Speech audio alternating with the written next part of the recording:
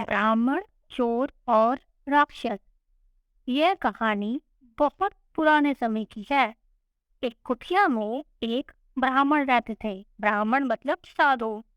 उन्होंने अपनी सभी सुख सुविधाओं को छोड़ दिया था और बहुत ही सादा जीवन जीते थे। हमेशा पूजा पाठ करना और साधना करना। इस वजह से वह बहुत कमजोर हो गए थे। वहाँ पास के गांव में एक बहुत धनी व्यक्ति रहता था। धनी मतलब अमीर, जिसने ब्राह्मण को दो छोटे छोटे गाय के बच्चे उपहार में दिए थे। ब्राह्मण उन बछड़ों की बहुत सेवा करने लगा। उसे उन बछड़ों से बहुत लगाव और प्यार हो गया और बहुत ही जल्द वो दोनों बछड़े बड़े हो गए।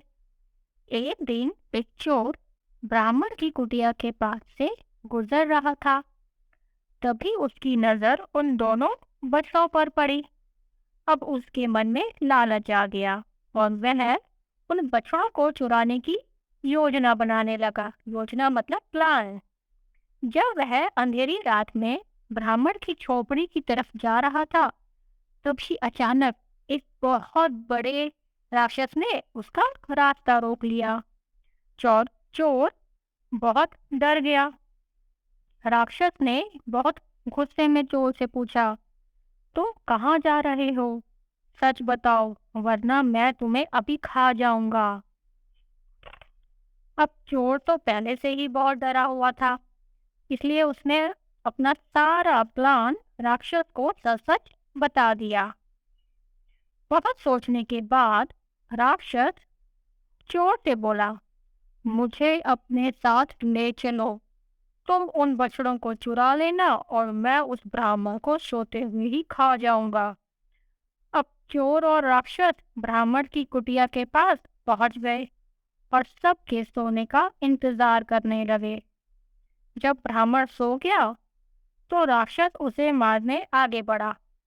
अब इस डर से कि कहीं राक्षस के कारण ब्राह्मण नींद से ना जाग जाए, चोर ने उस राक्षस से बोला कि वह तब तक इंतजार करे जब तक वह बछड़ों को चुरा नहीं लेता।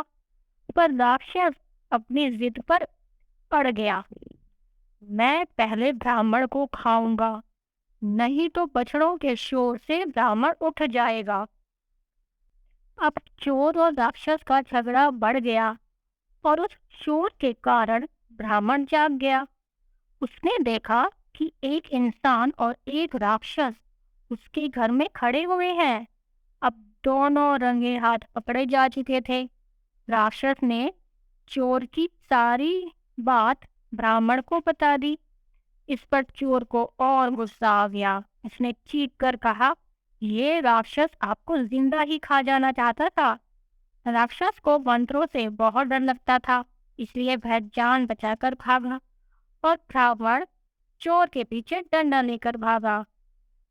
ऐसे दोनों भाग गए और कभी नजर नहीं आए। यह थी हमारी आज की कहानी। तो बच्चों, हमें इस कहानी से यह शिक्षा मिलती है कि बुरे विचारों के साथ शुरू किए गए काम में कभी भी सफलता नहीं मिलती। अगर आपको यह कहानी अच्छी लगी हो तो please like, share and subscribe चिंतक टीवी। बाय।